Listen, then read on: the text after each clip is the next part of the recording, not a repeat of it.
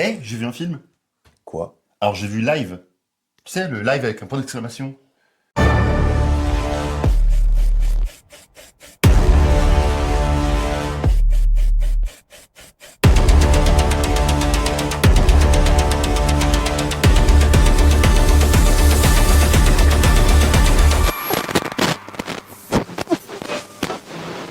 Live, avec un point d'exclamation, est une expérience filmique sortie en direct to DVD en 2009. Il met en scène une productrice de jeux TV répondant au doux prénom de Cathy. Le film est une sorte de documentaire où l'on suit les préparatifs d'un jeu TV où les 6 participants devront jouer en direct à la roulette russe.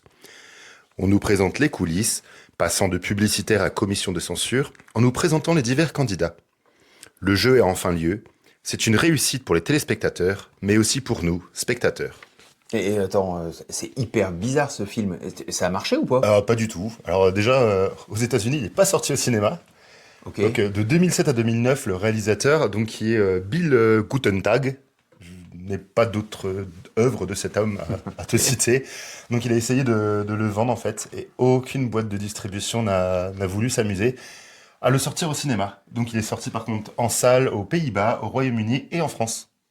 Mais ça a été bien diffusé en France ou c'est passé... C'est pas, franchement, c'est passé un peu inaperçu. Moi, je me rappelle, étant jeune, j'avais vu l'actrice principale, Eva Mendes, faire 2-3 interviews sur des plateaux télé, mais des émissions, des trucs très tôt le matin ou très tard le soir. Ok. Franchement, flop. Par contre, gros succès en DVD. Et à chaque rediffusion télé, ça fait un bon score.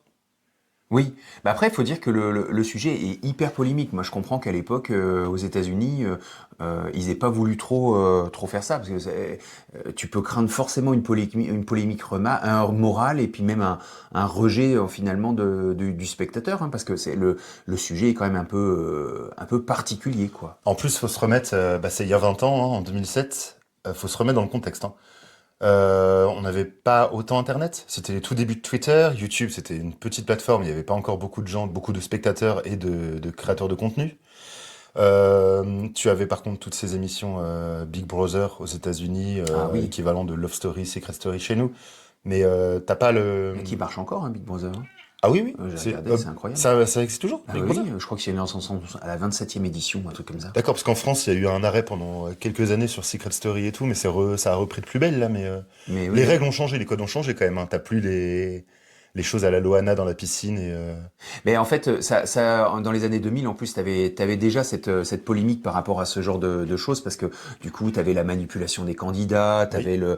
le fait qu'il y avait le voyeurisme qui était très critiqué, et c'était déjà en discussion, et en même temps, ça cartonnait déjà, quoi. Et c'est quoi pourquoi on est attiré par ça? Pourquoi on aime voir ça? Pourquoi tu aimes regarder koh où t'as des gens qui s'éliminent les uns les autres? Pourquoi tu regardes L'amour est dans le pré où t'as des gens qui font des choses un peu cruelles en couple? Pourquoi?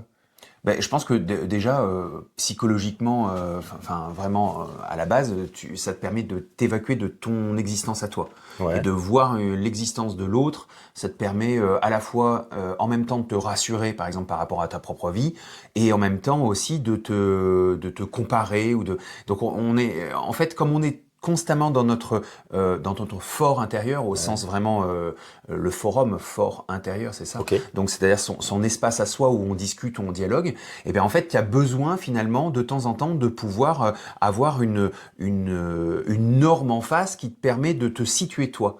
Et je pense que Donc déjà t'as tu as ce besoin de ce phénomène-là. biais de comparaison en fait. Je pense, oui. D'accord. Bah en fait on revient un peu sur la vidéo les bidochons en fait où on aimait aussi se jouer à ne pas être les cas sociaux de ces émissions Confessions intimes et compagnie. Oui.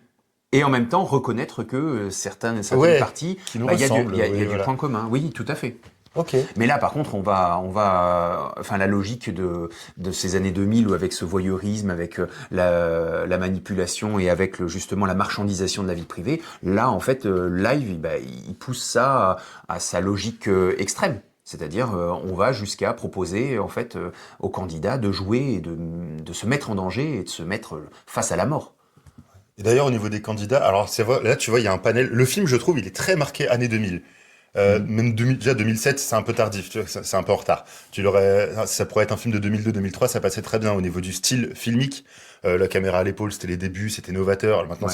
ça te fout la gerbe sur des grands écrans, c'est infâme à regarder. Ah mais j'avoue qu'au départ, oui, j'ai eu un peu du mal, quoi. Les caméras qui bougent comme Ouais. ça, et c'est après, au bout de 5 minutes, que tu comprends que finalement, c'est un personnage qui tient la caméra. Et que du coup, en fait, non, c'est en train d'être une sorte de documentaire Ouais. sur La vie de Cathy. la vie de Cathy. Voilà, c'est ça. Et donc, ouais, pour rebondir sur les 6 candidats, donc, on ne voit pas la phase, on entreaperçoit la phase casting, mais on nous présente après des petites vidéos d'introduction des candidats, et ils font vraiment marquer. Donc, tu as 2 femmes et 4 hommes. Tu as Jewel, c'est un peu la nana à la Britney dans ses jeunes époques, Oui. qui veut devenir star et qui à la fin réussira, car elle deviendra présentatrice les autres années De la même de émission. l'émission. Tu as Abalone, la femme libérée, donc ce qui était hyper novateur en début 2000, hein, la femme artiste qui embrasse une autre femme sur le plateau. Et dans les personnages masculins, tu as le surfeur cool des années 2000, Brad, je crois. Oui. Tu as la minorité, Byron, l'écrivain. Et tu as le père de famille américain, le fermier, bien sous toutes les coutures, qui fait pleurer d'ailleurs la commission de censure, ou les publicitaires. Oui, les publicitaires. Et t'as le dernier candidat. Bah, une Ah oui, autre- bah, une l'autre autre minorité, minorité. le candidat gay Et, mexicain, mexicain, où voilà, ils se ou sentent hispanique, obligés de en tout cas. rajouter des mariachis et des. Oui. C'est C'est ça. très rigolo. Et lui d'ailleurs est joué par Ray Hernandez, que j'ai adoré dans le film que tu ne verras jamais, je pense, Hostel. Ah oui, d'accord. Oui, Et non, tandis que le père de famille, le Il fermier. me parlait, lui. Bah oui, cet il acteur. joue dans The Walking Dead.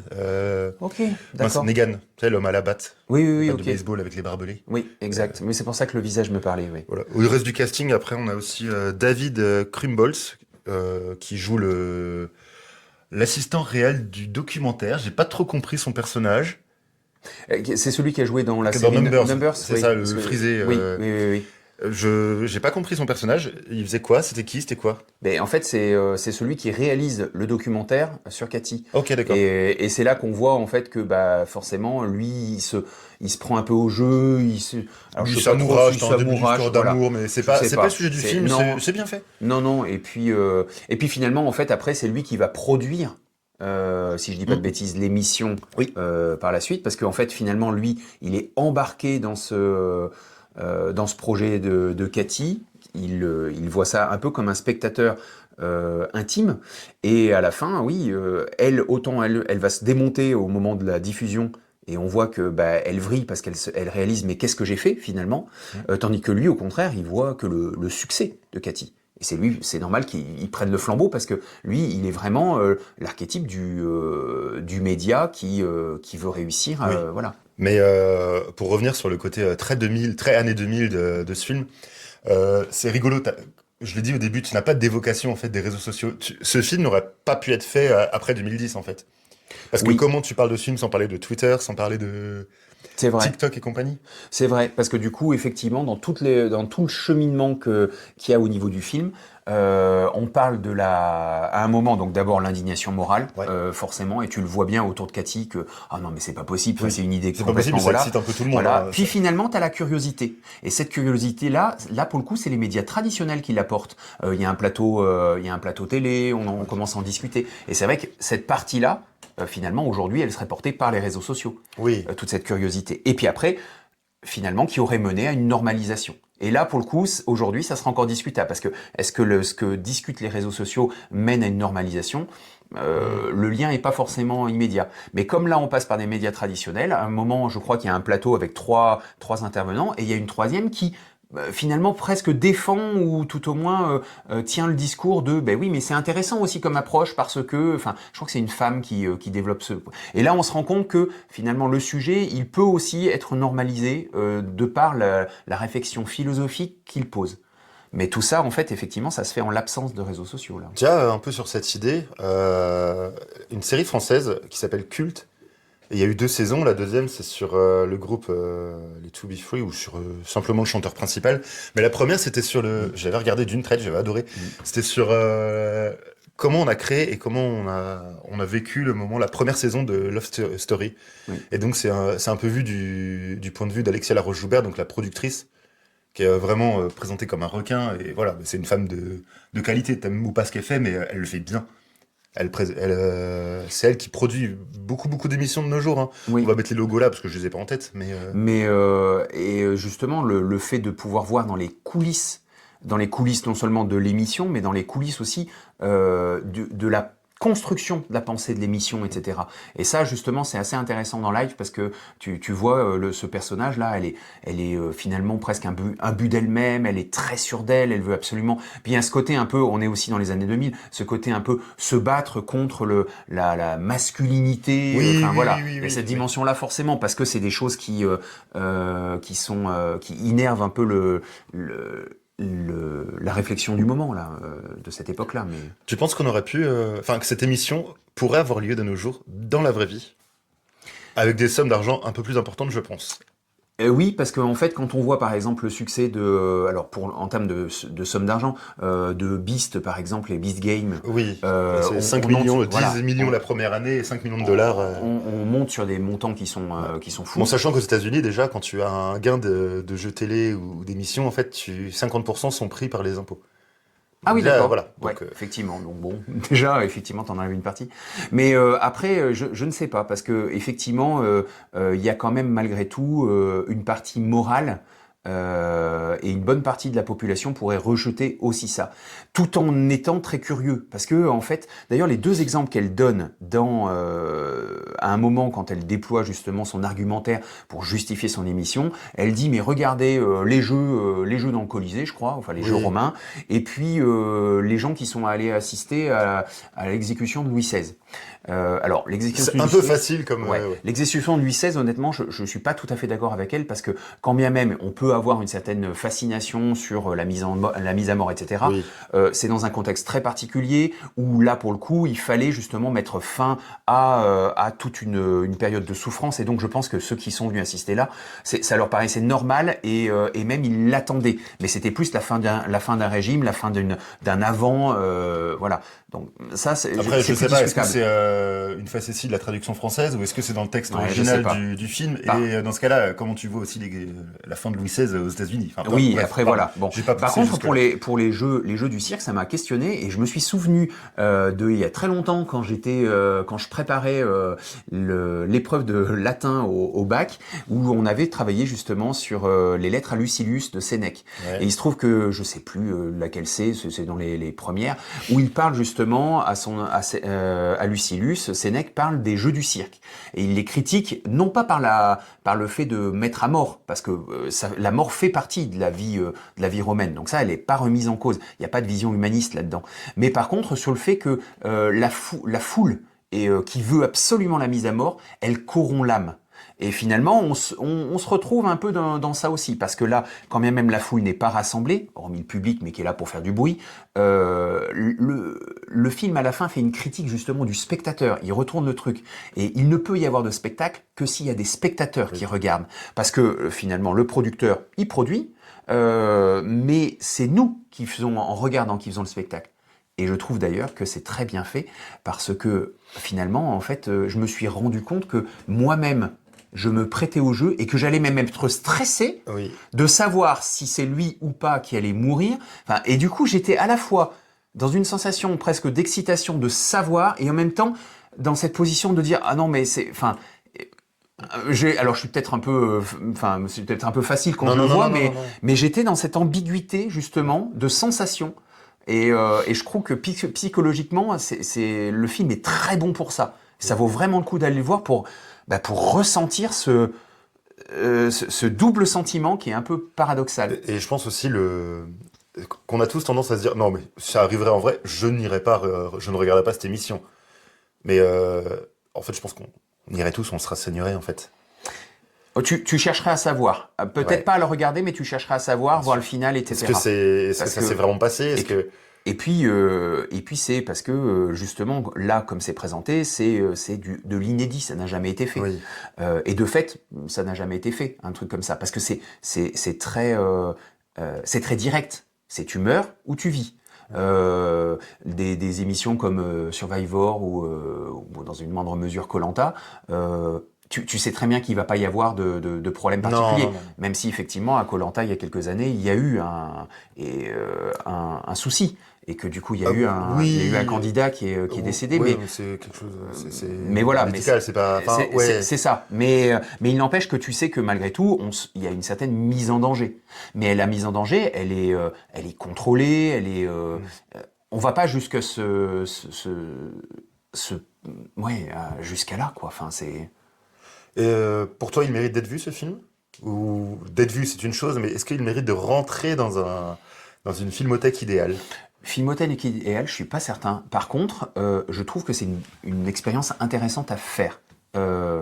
Parce que ça nous fait toucher en fait du doigt psychologiquement et même psychanalytiquement le thanatos de Freud, cette pulsion de mort qui Ouais. ce ça qui a envie d'extérioriser et ça rejoint énormément de discussions aujourd'hui en termes de psychanalyse sur la violence, par exemple dans les jeux vidéo ou même dans les programmes télé.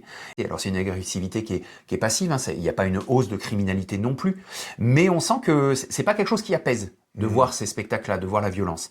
Donc c'est vrai que c'est des questions aujourd'hui qui sont tout à fait d'actualité, en particulier pour la jeunesse. Ouais. Je ne sais pas si tu avais quelque chose à rajouter, toi. Je sais que tu étais très Hmm, intrigué pour regarder ce film. non, ça ressemble vraiment à un film bas de gamme un petit peu, hein. Mais pourtant, j'ai pris du plaisir. Mais d'ailleurs, J'ai- ceux qui sont dans le casting, en fait, il n'y a aucun qui va faire quelque chose de vraiment grandiose après. Ou avant, enfin dans leur carrière. Bon, Eva Mendes quand même, elle a eu son petit moment de gloire. Après, elle l'a arrêté Oui, volontairement. elle a arrêté volontairement, mais. Non, je suis pas trop d'accord avec toi là sur ce Ouais, point-là. non. C'est pas un problème de casting, c'est tout l'enrobage. Après, je trouve étonnant le choix de la faire mourir.